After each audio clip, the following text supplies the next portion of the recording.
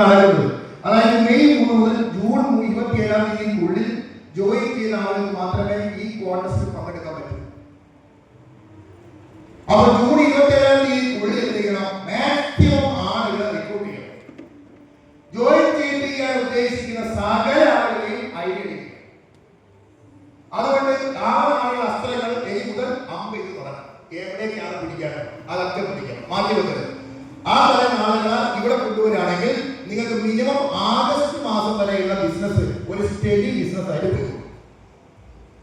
അതുകൊണ്ട് ഒരു കാരണവശാലും ഈ ബിസിനസ്സിനകത്ത് നിങ്ങൾ ഈ പ്രോഡക്റ്റ് ചാമ്പ്യൻ ഓഫർ ഉപയോഗിക്കാതിരിക്കരുത്.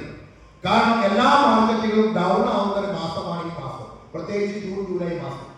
അപ്പൊ ആ ജൂൺ ജൂലൈ മാസത്തിൽ പൊതുവെ ബിസിനസ് താവട്ടായിരിക്കും, സ്കൂൾ തുറക്കുന്നത്, അതിനൊരു മഴക്കാലമായി ബന്ധപ്പെട്ട സാധനങ്ങൾ. അതുകൊണ്ട് ഇതിനകത്ത് കയറി പിടിച്ചു കഴിഞ്ഞാൽ ഈ ബിസിനസ് ഇങ്ങനെ പോവുകയല്ല ചെയ്യുക, താവോട്ട് പോവുകയല്ല ചെയ്യുക, റോക്കറ്റ് വിട്ടതുപോലെ മുകളിലോട്ട് പോകും. കാരണം കൊറോണ എന്ന് പറയുന്ന ഒരു കാലഘട്ടത്തിൽ നമ്മുടെ ബിസിനസിനെ ബൂം ചെയ്യാൻ സഹായിച്ച അതേ സ്ട്രാറ്റജിയാണ് കമ്പനി മാനേജ്മെന്റ് കഴിഞ്ഞ ആഴ്ച പോയി നമ്മൾക്ക് കൊണ്ടുവന്നത്.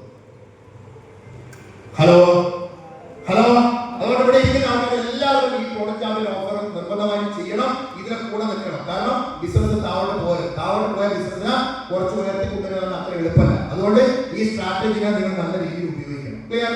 ഓക്കെ, നോക്കൂ. അതിനകത്ത് നമ്മൾ ചെയ്യേണ്ടതായ കുറച്ച് കാര്യങ്ങൾ. ഓക്കെ, ഇതിനെപ്പറ്റി ഇപ്പോൾ ഞാൻ പറഞ്ഞു പോകുന്നില്ല, ഇതൊക്കെ പറഞ്ഞു കേട്ട കുറേ സമയം.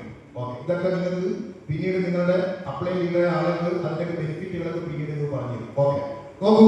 നിങ്ങൾക്ക് ആവശ്യമുള്ള പ്രൊഡക്റ്റുകൾ. അപ്പൊ ഇവിടെ ഇരിക്കുന്ന ആൾക്കാർക്ക് ഒരു പുതിയ ലിസ്റ്റ് ഉണ്ടാകും. ഒരു പുതിയ ലിസ്റ്റ്. ഇപ്പൊ 10,000-നും 15,000-ത്തിനാണ് ഓഫർ.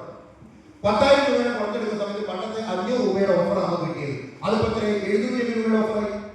15,000 രൂപയുടെ പുറത്തെടുക്കുന്ന സമയത്ത് 750 രൂപയുടെ പുറത്തെടുക്കുന്നത് ഫ്രീ ആയിട്ട് കിട്ടിയത്. ഇപ്പൊ 1000 രൂപയുടെ ഓഫറായി.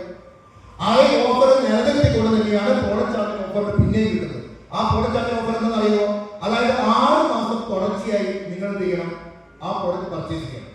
ഒരു ടി സി മുതൽ ഏതാണ് STC വരെയുള്ള ലീഡർമാർ എത്ര രൂപയുടെ മന്ത്ലി പർച്ചേസ് ചെയ്യേണ്ടത്? മന്ത്ലി പർച്ചേസ് എത്ര രൂപയുടെ പർച്ചേസ് ചെയ്യേണ്ടത്? 1000 രൂപയല്ലേ സ്വർണം? അതിന് പകരം അവിടെ എന്ത് ചെയ്യണം? 5000 രൂപയുടെ പർച്ചേസ് ആണ് മിനിമം വരേണ്ടത്. ക്ലിയർ? 5000 രൂപയുടെ പർച്ചേസ്, അതാണ് മിനിമം പർച്ചേസ്. ഈ കോൺടെസ്റ്റ് പങ്കെടുക്കാനുള്ള മിനിമം പർച്ചേസ് എന്ന് പറയുന്നത് മിനിമം മന്ത്ലി പർച്ചേസിന്റെ 5 ഇരട്ടി എന്നുള്ള രീതിയിൽ കണ്ടാവും. ക്ലിയർ ആയോ? ഓക്കെ. പക്ഷെ ഇപ്പോൾ അത് വിടുക, 1000 5000 വിടുക. പകരം നമ്മൾ 10,000 രൂപയുടെ പർച്ചേസ്, 15,000 രൂപയുടെ പർച്ചേസ്. എന്തുകൊണ്ടാണ്? FPOP പ്രൊഡക്റ്റിനകത്ത് നമുക്ക് എന്ത് ചെയ്യുന്നത്? അഡീഷണൽ പ്രൊഡക്റ്റ് കിട്ടുന്നത്. അങ്ങനെ 10,000 നമ്മൾ ചെയ്തു, അടുത്ത മാസം 10 ചെയ്തു, 3, 4, 5, 6 ചെയ്തു. അപ്പൊ 6 തവണ നമ്മൾ 10,000 പർച്ചേസ് ചെയ്ത സമയത്ത് 780 × 6 ഏതാണ്ട് 3,500 രൂപ കൂടിയോ? അപ്പൊ 3,500 രൂപയുടെ പ്രൊഡക്റ്റ് നമുക്ക് ഫ്രീ ആയിട്ട് കിട്ടി. അപ്പൊ നമ്മൾ മൊത്തം പർച്ചേസ് ചെയ്തു, 60,000 രൂപയുടെ പർച്ചേസ് ചെയ്തു. ആ 60,000-ന്റെ 15%, 60,000-ന്റെ 15% എക്സ്ട്രാ പ്രൊഡക്റ്റ് ആയിട്ട് പിന്നെയും കിട്ടും. ഹലോ, കയ്യടിട്ടോ? അപ്പോ 15% കൂടിക്കോ എന്ന് പറഞ്ഞാൽ 60,000 മാസം മാത്രം ഉണ്ടാവും. 6,000 9,000 രൂപ ഉണ്ടാവും. അപ്പൊ 9,000 രൂപയുടെ പുറത്ത് സൗജന്യമായി നിങ്ങൾ 6 മാസം പർച്ചേസ് ചെയ്ത് കമ്പനി ഓഫീസിൽ പോയി നിങ്ങൾ ഐഡിയ പറഞ്ഞു കൊടുത്താൽ 9,000 രൂപയുടെ പുറത്ത് ഫ്രീ ആയിട്ട് കിട്ടുന്നത് ആലോചിച്ചു. ഹലോ, അപ്പൊ നല്ലൊരു ഇൻവെസ്റ്റ്മെന്റ് അല്ലേ? അപ്പൊ പ്രോഡക്റ്റ് ഞാനിവിടെ കണ്ടോ? Product champion offer is A real investment. Real investment എന്ന് പറഞ്ഞാൽ പണം മുടക്കുമ്പോ ആ പണം 2 രീതിയിലാണ്. ഒന്ന് ചെലവാണ്, എക്സ്പെൻസ് ആണ്. 2 ഇൻവെസ്റ്റ്മെന്റ് ആണ്.